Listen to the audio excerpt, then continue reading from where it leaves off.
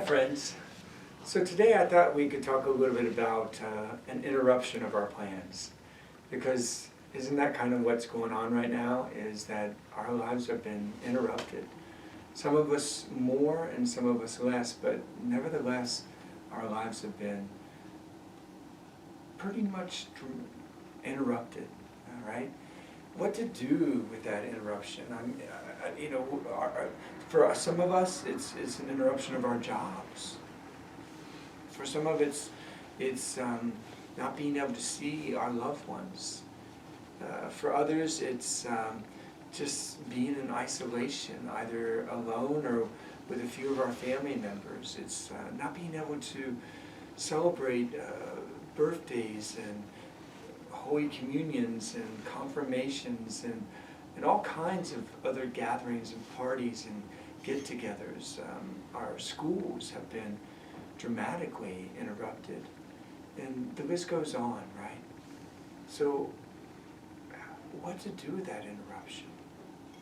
I think that we have a model for us in the scriptures, and certainly for us in our Christian life as Catholics, and that model is Mary.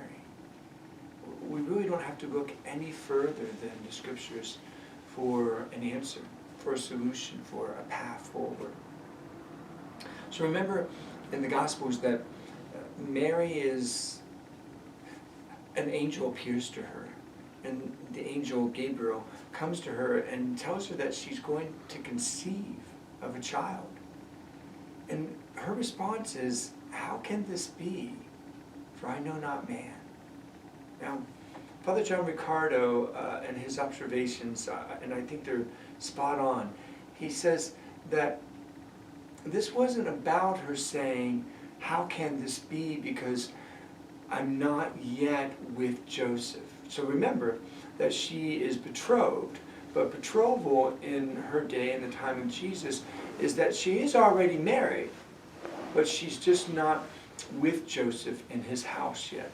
He's still making a house for her. And so in Mary's day, then that meant that one would refrain from the conjugal embrace until you actually are in the same household together. So we know that about Jewish tradition and custom. She's not then saying, "How can this be? Because I haven't had, relations." That's another translation. "I haven't had relations with a man," meaning Joseph. That's not necessarily what she's saying. What she's saying is that how can this be? Because this is not part of my plan. Her plan was that even if she was going to be married, that she would not have conjugal relationships with her husband. And we see that all the way back in the tradition of Mary herself being dedicated in the temple, and that she gives herself entirely to the service of the Lord. And that she grows up in the temple in the service of the Lord. So that's an important thing to keep in mind. Another thing is that the tradition of, and it's one of the oldest traditions of Joseph marrying Mary and their brothers and sisters in that family. The brothers and sisters is one of the oldest traditions, is that Joseph was married before, and his wife had died, and he brought some children into that relationship. And he was going to, therefore, as an older person, be a protector to Mary, a provider for Mary. So Mary's thinking, I have consecrated myself to you, God, and to your service. I'm not going to be with another man, even in the married life. And so how is it that I'm going to have a child? Not just the miracle of it, but how is it? Because this is not what I planned with you. And it's as if God is saying to Mary, I understand the plan that you have for yourself. And it's a good one. It's a beautiful one. It's a holy one. But I got something different for you. I have something else. I want you to raise my son, to give birth and to raise my son, and to bring the Savior of the world to humanity. And she said yes to that. And it completely changed whatever plans that she had. It completely changed the trajectory of her life.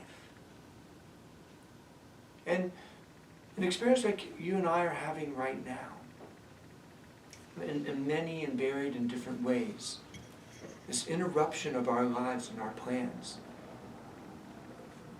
we can be like Mary. Mary can be an example for us. Lord, I had these plans for school and for job and for savings and for vacations and and just the list goes on. And even though God may not have been the one who brought to us this terrible virus and all that is coming out about as a result of that, God's in it. And God is saying, I've got plans for you in this. And just like Mary, it's always to become more of an intimate part of our lives. And it's always then, in that closeness with Him, to share Him with other people. That's how God interrupts our lives. In the ups and the downs and the goods and the bads and the hard times and the challenges and the difficulties and the sufferings and the losses and the mourning and all that, God comes in and says, I know you've got plans for your life, but I've got plans for your life. And as with Mary and the birth of Jesus into this world, His plans are always so much better than ours. And maybe that's our plan. Maybe that should be our plan during this time when our plans have been interrupted. Lord, I don't see where all this is going. I don't pretend to understand it. I just know that you're a part of it and you've interrupted my life. Okay, what are your plans for me? And it's a willingness like Mary to say, when our lives are interrupted, not my plans, but your plans. And His plan will always be better than anything else that we can come up with. Till next time, friends.